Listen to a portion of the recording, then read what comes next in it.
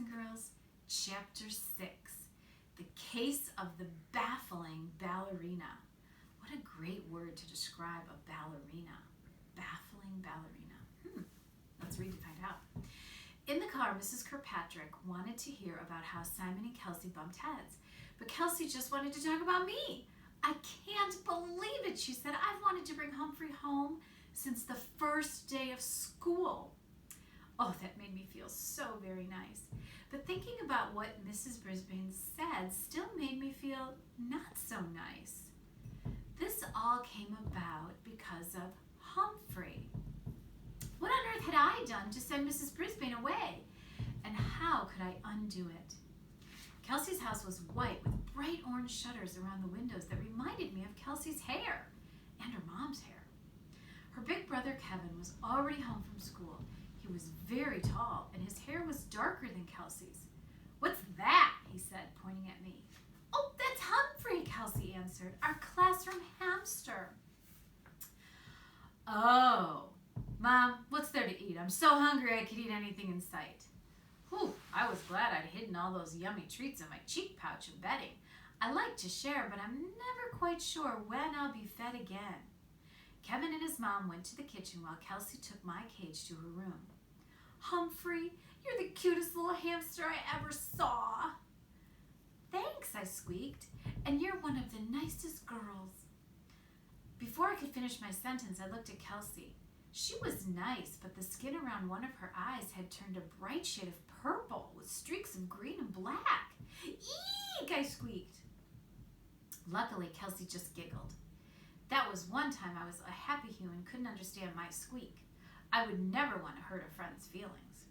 Kelsey made sure that everything in my cage was in order. Then her mom came in to check on us. "Oh, Kelsey, look at your eye. I'm afraid it will get a lot worse before it goes away." Kelsey raced to the mirror and looked at herself. Oddly enough, she smiled.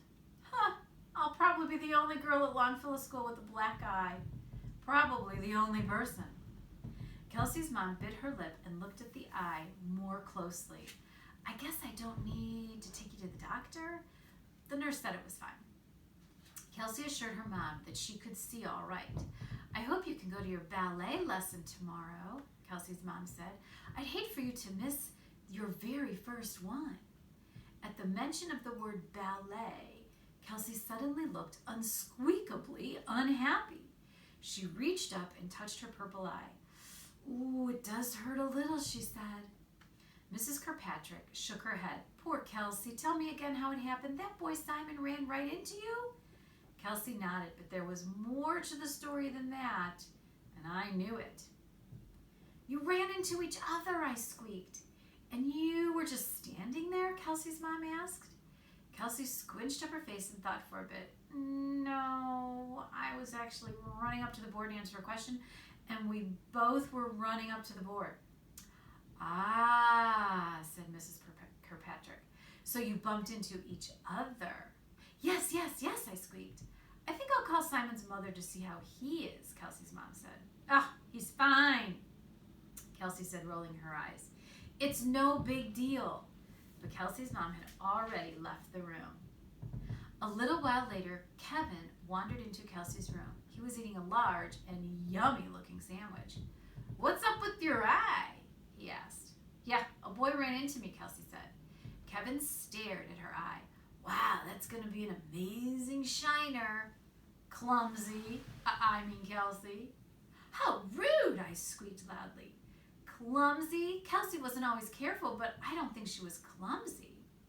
And what on earth was a shiner? Another mystery word. "Bird brain," Kelsey muttered. Kevin just chuckled and wandered out again. I was glad he was gone. Once they were alone, Kelsey flopped down on the bed. "That's what I am, Humphrey.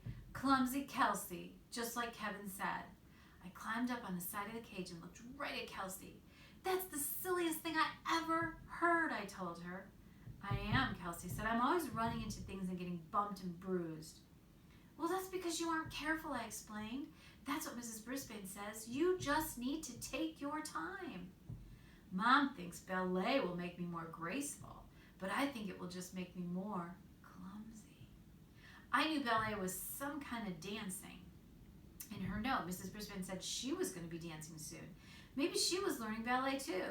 Did she think it would make her more graceful?